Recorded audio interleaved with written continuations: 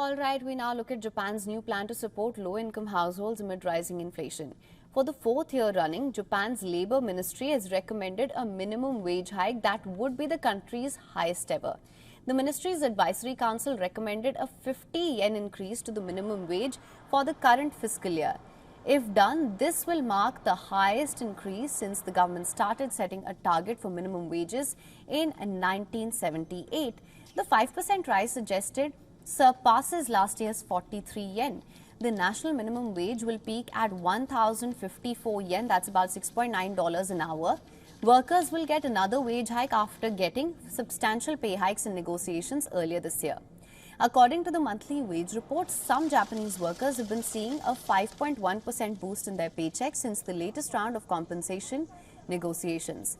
That was the biggest increase in over 30 years. Households with lower incomes will most likely benefit from higher minimum wages because they are the ones most hit by persistent inflation.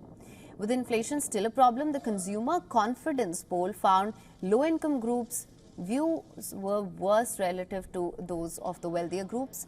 This comes on the heels of a report which showed the Japanese population fell at the fastest pace, signaling a demographic crisis. Last year, Japan's population shrank at the quickest rate, dating back to records since the 1960s, continuing a trend that has persisted for 15 years. The overall population shrank by 0.4%. Labor shortage is just one of the several problems that a country faces when the population declines. While Japan's unemployment rate is the lowest among developed nations, many businesses are grappling with significant staffing difficulties. In the service industry, there are around 3 job openings for every applicant, and in the construction industry, the market is a lot more congested. For latest news, download the WION app and subscribe to our YouTube channel.